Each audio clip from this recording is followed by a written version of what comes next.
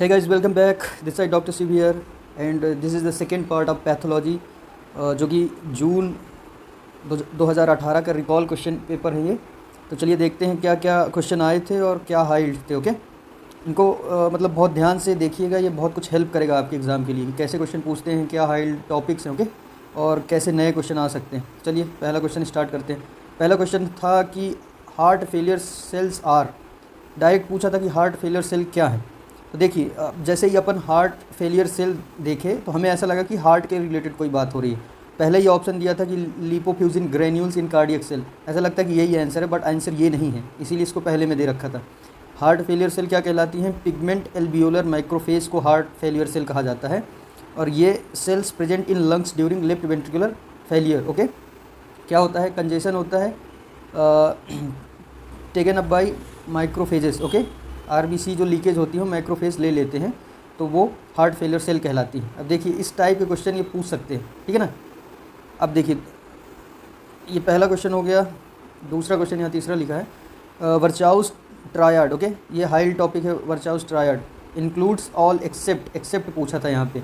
तो ये endothelial injury के रिलेटेड यहाँ पे ट्रायड चलता है। तो इंडोथीलियल इंजरी और वो ल्यूकोसाइट कैसे बैक्टीरिया को इनगल्फ करने जाती हैं, वो वाला टॉपिक हाइल्ड। ओके, तो ये क्या करती है? इंडोथीलियम इंजरी ट्रायड में आता है, stasis of the blood flow आता है, हाइपर कोगुलेबिलिटी भी आता है, but platelet thrombus is not part of Virchow's triangle. Okay, ये ट्रायड। अब एक क्वेश्चन और बनता है कि वर्चाउस सेल क्या है। तो this is foamy macrophage which is seen in leprosy में देखा जाता है। देखो मिलती जुलती चीज़ें हैं, इससे क्वेश्चन पूछ सकता है। अब थर्ड क्वेश्चन देखो, बहुत ही इंपॉर्टेंट है, बहुत इजी है, बट कंफ्यूज हो जाते हैं लोग अक्सर। Surfactant is secreted by which of the following cell. तो सर्फेक्टेंट टाइप 2 न्यूमोसाइट से सिक्रीट होता है, और सर्फेक्टेंट का काम क्या होता है? ये सरफेस टेंशन कम करता है, और कंपोजिशन क्या होता है? DPPC। अब अगर सर्फेक्टेंट कम हो जाएगा तो हो जाएगा न्यूनेटल RDS। ओके, तो ये इसका हो गया। फोर्थ नंबर का क्वेश्चन ये देखिए, ये सारे हीमेटोलॉजी से कवर होते हैं, कम से कम 10 क्वेश्चन आते हैं हीमेटोलॉजी से। तो अभी रुक के हीमेटोलॉजी कर लो, क्योंकि उसको समझना भी पड़ता है, बहुत हाइल्ड है। ओके, तो पूछा गया है कि PTT prothrombin time is prolonged in all except, पूछा देखो कि सब में बढ़ता है, किस में नहीं बढ़ता है। तो हीमोफीलिया में बढ़ता है, फैक्टर 8 की डिफिशियंसी हो जाती है तो PTT बढ़ जाता है। वॉन विलेब्रेंड डिजीज हाइल्ड है, लास्ट टाइम भी पूछा गया था। Reduction of T half of factor 8, इसमें भी PTT बढ़ जाता है। क्रिसमस डिजीज़ में फैक्टर 9 कम हो जाता है, इसमें PPT बढ़ जाता है। ITP में नहीं बढ़ता, तो यही पूछा था इसमें। Idiopathic thrombocytopenic Purpura. ओके, इसमें ब्लीडिंग टाइम बढ़ जाता है, प्लेटलेट काउंट कम हो जाती है। तो ये हीमेटोलॉजी से। ओके, इस टॉपिक से इससे क्वेश्चन पूछा था last time.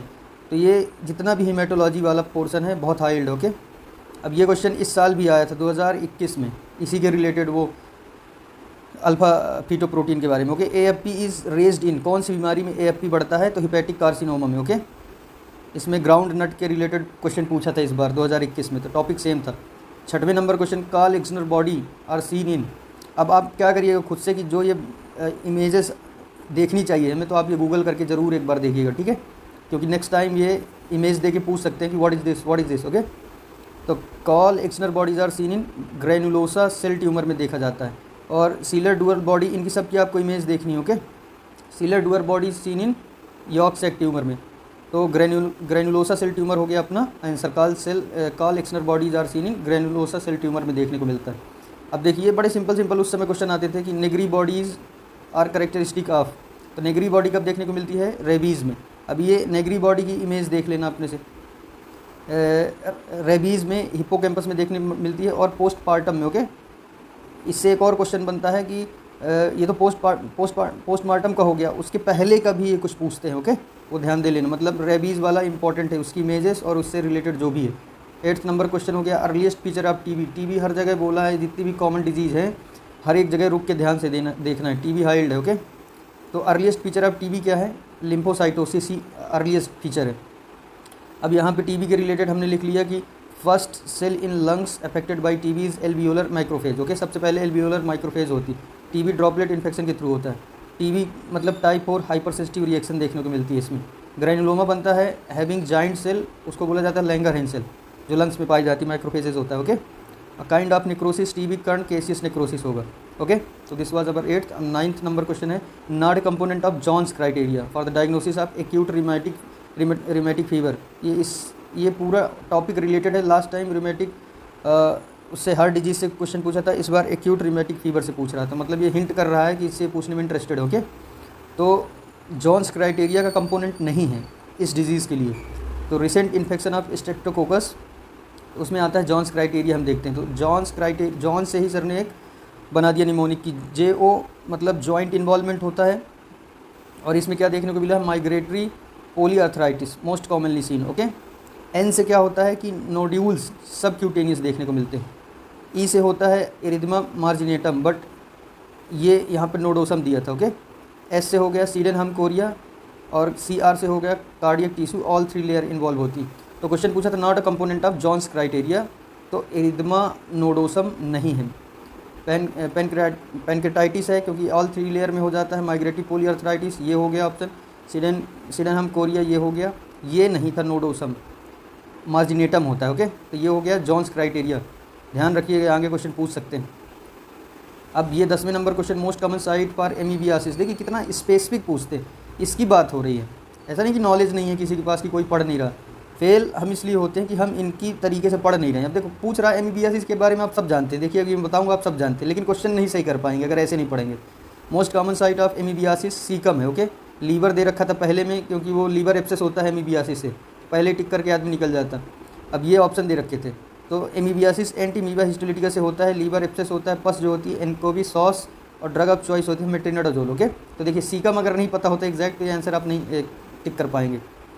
11th number question, crescent forming glomerulonephritis. Glomerulonephritis और नेफ्रोटिक नेफ्राइटिक, ये दोनों टॉपिक बहुत इंपॉर्टेंट। ओके, नेफ्रोटिक और नेफ्राइटिस। ओके, तो क्रीसेंट फार्मिंग कौन सा है ग्लोमेरोनेफ्राइटिस, तो अब देखो एग्जैक्ट होना पड़ेगा यहाँ, क्योंकि सारे नेफ्राइटिस दे रखे हैं।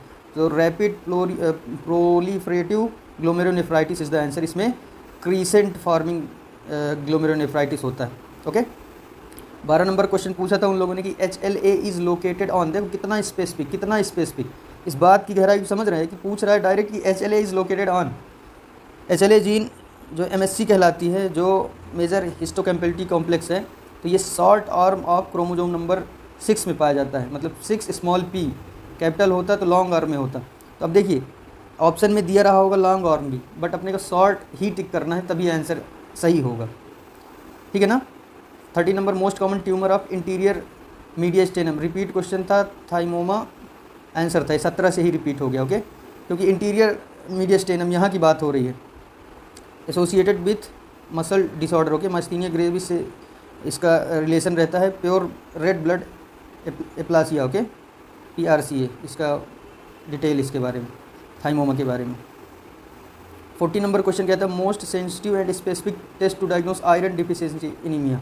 ये एनीमिया जितने भी है ना, ये बहुत ही हाई यील्ड है।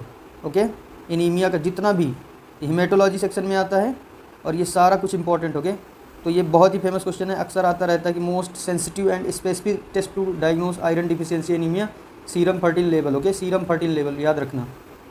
अब ये सेम क्वेश्चन रिपीट था, 17 से ही रिपीट हुआ है। ओके, ये कि इन बीटा थैलेसीमिया ट्रेट इलेक्ट्रोफोरेसिस सोज, ये हीमोग्लोबिनोपैथी HPLC से देखते हैं। ओके, तो इसमें क्या दिखता है हमें, normal fetal haemoglobin increased HbA2। Okay, last time भी मैं ये बताया हूँ 17 वाले में ही कि थैलेसीमिया ट्रेट में HbA2 बढ़ जाता है। अगर लेस देन 3.5 ग्राम है तो दैट इज़ नॉर्मल, अगर 3.5 ग्राम से ज़्यादा है तो एब नॉर्मल हो गया। बीटा थैलेसीमिया मेजर में फीटल हीमोग्लोबिन बढ़ जाता है। ये दूसरा क्वेश्चन नेक्स्ट टाइम पूछ सकते हो। ओके, तो ये भी थैलेसीमिया जैसे है ना, तो थैलेसीमिया का हर कुछ अपने को आना चाहिए। उसमें WBC कैसी दिखती है, उसमें स्कल का वो कैसे दिखता है, तो ये सारा कुछ हाइल्ड हो गया थैलेसीमिया के। अब देखिए वहाँ पे ऑप्शन में आया था, ये क्वेश्चन बन के आ गया, true for von Willebrand disease. ये भी हीमेटोलॉजी से है।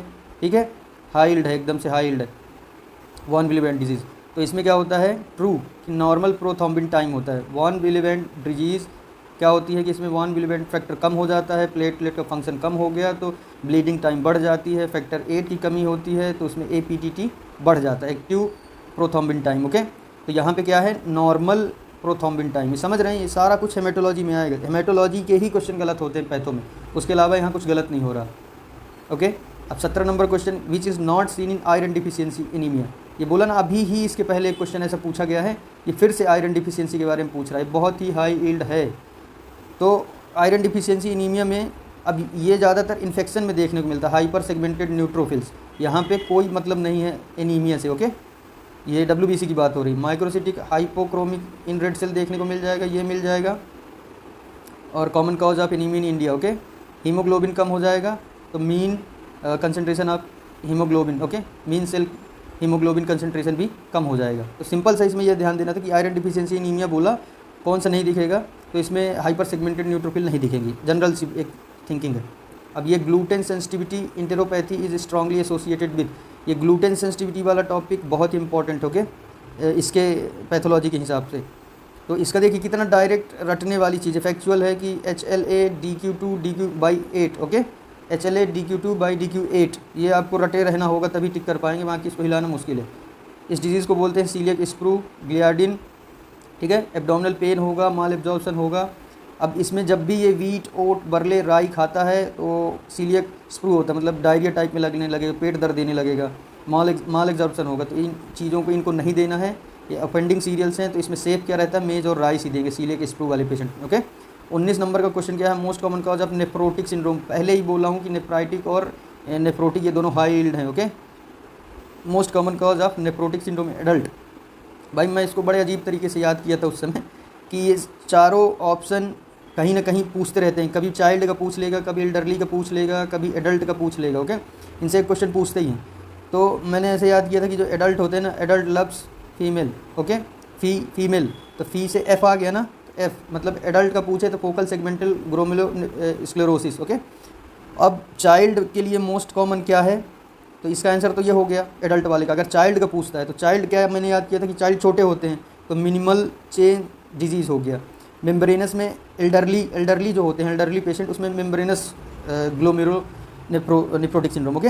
तो मैंने इसको कैसे याद किया था कि अपने घर का मेंबर कौन होता है, मेंबर मतलब एल्डरली लोग अपने हेड होते हैं ना, तो ऐसे याद कर लिया कि जो एल्डरली में होगा नेफ्रोटिक सिंड्रोम वो membranous glomerulo. Goodpasture syndrome में क्या रहेगा, involvement of lung and kidney, मतलब हिमोप्टोसिस भी होगी, मतलब खून की उल्टी होगी और पेशाब से भी खून निकलेगा, ओके। तो गुड पास्चर सिंड्रोम नाम से गुड है, काम से बहुत खतरनाक है, लंग्स को भी इन्वॉल्व कर रहा है और किडनी को भी, ओके। 19 हो गया। 20वां देखिए, preferred biochemical marker in patient presenting with myocardial infarction, ये बहुत ही हॉट क्वेश्चन है, अक्सर पूछता रहता है ये, ठीक है ना। मायोकार्डियल इन्फ्रैक्शन के मार्कर्स के बारे में पूछ रहा है। तो क्या पूछा देखिए, प्रीफर्ड बायोमार्कर, मतलब एक हिसाब से बेस्ट जो प्रीफर करें हम, तो इसका आंसर है कार्डियक स्पेसिफिक ट्रोपोनिन, ओके। और ये जो मायोग्लोबिन है ये अर्लीस्ट कार्डियक मार्कर, ये क्वेश्चन पूछ सकते हैं कि अर्लीस्ट कौन सा है, इस बार अभी पूछा था ये प्रीफर्ड। और last cardiac marker to appear LDH होते हैं, okay, LDH। 21 number question, in gastric outlet, ये बहुत ही हॉट टॉपिक है, अक्सर पूछते रहते हैं। In gastric outlet obstruction in peptic ulcer patient, the site of obstruction is most likely to be. अब पेप्टिक अल्सर में कहाँ पे होगा ऑब्स्ट्रक्शन, तो गैस्ट्रिक आउटलेट ऑब्स्ट्रक्शन डिजीज़ एक होता है पेप्टिक अल्सर डिजीज़, दूसरा होता है कैंसर स्टमक, साइट पूछते हैं। तो अगर कैंसर है स्टमक में तो पाइलोरिक रीजन में स्टेनोसिस होगा या ऑब्स्ट्रक्शन होगा, अगर पेप्टिक डिजीज़ है तो ड्यूडेनम रीजन में होगा। तो ये अपना आंसर था, okay. In gastric outlet obstruction peptic ulcer disease patient of site of obstruction तो ड्यूडेनम है, ओके, कंफ्यूज मत होना, पाइलोरिस स्टमक कैंसर में होता है।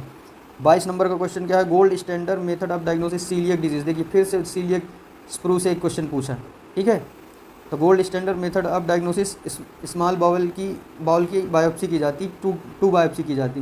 ग्लूटेन इंटेरोपैथी भी इसको कहते हैं, इसमें विलाई कम हो जाती है, क्रिप्स बढ़ जाते हैं, तो सो नॉर्मल म्यूकोसा थिकनेस पहले बार में देखी जाती है, इसलिए इसकी 2 बार बायोप्सी करके चेक करते हैं। अगर दोनों बार नॉर्मल आए तो ठीक है, नहीं तो पता चल जाएगा कि इसको ग्लूटेन सेंसिटिविटी। अब 23 number question, most common site of intracranial, repeat question है, लास्ट टाइम भी यही क्वेश्चन पूछा। Intracranial metastasis is from primary carcinoma, मतलब जो इंट्राकैनियल मेटास्टेसिस होगा तो मोस्ट कॉमन साइट कौन है, कहाँ से आता है मेटास्टेसिस होके, तो लंग्स है, small variant of lung cancer, okay. Last time भी एक सेम क्वेश्चन पूछा था। 24 नंबर का डिजीज़ विच में प्रेजेंट इन द प्रोटीन्यूरिया, विच में प्रेजेंट विथ प्रोटीन्यूरिया, ऐसी कौन सी डिजीज़ है जिसमें यूरिन में प्रोटीन निकलेगा, तो आर्थराइटिस में हो नहीं सकता, पॉलीसिस्टिक किडनी डिजीज़ में नहीं होगा, पाइलोनेफ्राइटिस में नहीं होगा, क्योंकि यहाँ पास आएगा, ये है आंसर सही कि ग्लोमेरुलोनेफ्राइटिस में प्रोटीन आएगा यूरिन में, क्योंकि हाइपरटेंशन होगा वहाँ पे हेमेट्यूरिया भी होगा, ओलिगोरिया होगा, ठीक है ना।